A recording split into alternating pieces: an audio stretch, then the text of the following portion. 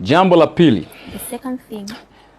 Naliona kundi la watu waliovaa sheti kama t-shirt za rangi ya kijani. With a green color.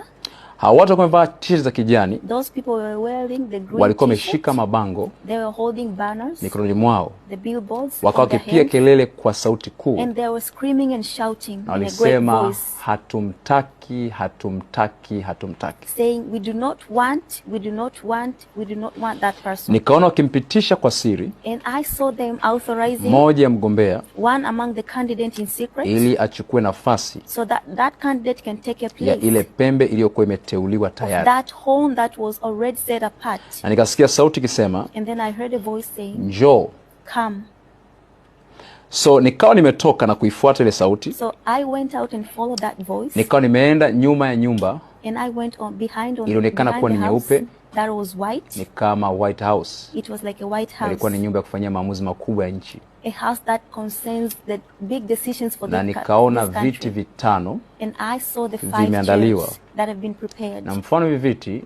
And the resemblance of ni kama vile nilivyoviona kipindi cha nyuma. It is the example that I've seen katika unabii uliotaja habari ya nafasi ya wastaafu. In the prophets that were concerning the people who retired, the army, Freemasons, watumishi wa Mungu, the men of God, na makundi makubwa ya biashara. And the great groups of businessmen. Baadhi wanafuatia unabii wanakumbuka.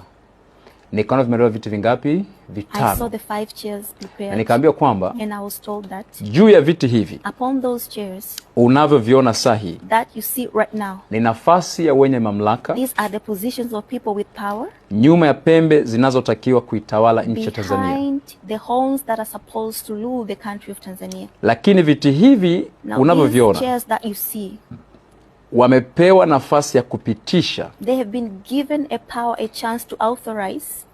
Na sio kuchagua. And not to choose. Wamepewa nafasi ya kupitisha. They have been given a chance to authorize. Na sio kuchagua. And not to choose. Ile sauti iliyosema nami. And that voice that spoke to me. Ikanirudia mara ya pili kusema nami. Came to me on the second time. Ikaniambia kwa mara nyingine. Telling me for the second time. Njoo.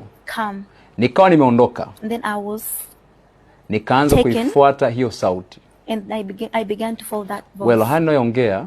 This word that I speak. Yanahusu sana nafasi ya nchi tunakoelekea. They concern the position of the country that we are going on. Bwana akupe nafasi kusikia kwa makini. May the Lord give you the chance to na utaweza kuombea.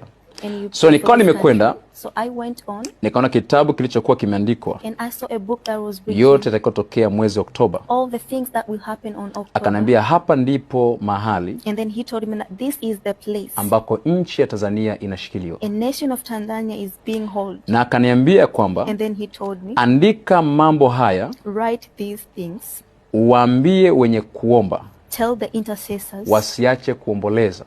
Tell them the intercessor not to cease weeping ya Tanzania. For the nation of Tanzania. Maana because nenda ukawambie. Go and tell them kitakacho kuja kutokea. What is going to happen. Na wayakumbuke maneno haya. And let them remember these words. Yanayosema. That are saying. Aliyepitishwa. The one who has been elected. Si yule atakayechaguliwa. It is not the one who will be chosen. Na atakayechaguliwa. And the one who will be chosen. Si yule atakayeshinda. Will not the one who will win. Na atakayeshinda. And he who shall win. Si yule atakayetawala. He is not the one who shall rule. Nitarudia tena. Kawambie maneno haya. Go and tell them these words. Kwamba aliyepitishwa. The one who has been elected. Si yule atakayechaguliwa. It is not the one who will be chosen. Kupitishwa sio kuchaguliwa. Being elected doesn't mean you're chosen. Na atakayechaguliwa. And whosoever that be chosen. Si yule atakayeshinda. He will not be the one who shall win. Na atakayeshinda. And he who si will yule win. Atakayetawala. Will not be the one who shall rule. Kumbuka focus ni kutawala. Remember the focus having dominion or to rule. Kwa hiyo ole wake ambaye. So woe be unto you. Ameridhika. That have settled. Na amepata and confirmation. Satisfied with the confirmations. Kwa sababu ya kupitia mchakato wa mambo ndio yataja yametangulia. Of the process that I've spoken before. Ya kwamba anaweza kupitishwa. That you can be elected. Lakini asichaguliwe. But not chosen. Anaweza kuchaguliwa. You can be chosen. Lakini asishinde. But not winning. Na anaweza kushinda. And you can win. Lakini but asitawale.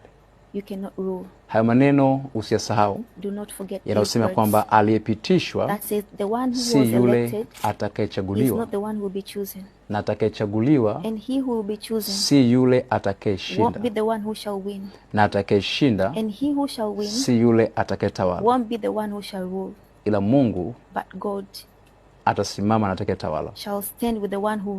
Hatasimama na aliyepitishwa, hatasimama na aliyechaguliwa, na hatasimama na aliyeshinda, ila atatembea na atakayetawala. Bwana akupe hekima ya kuweza kuelewa mambo haya. In the name of Jesus.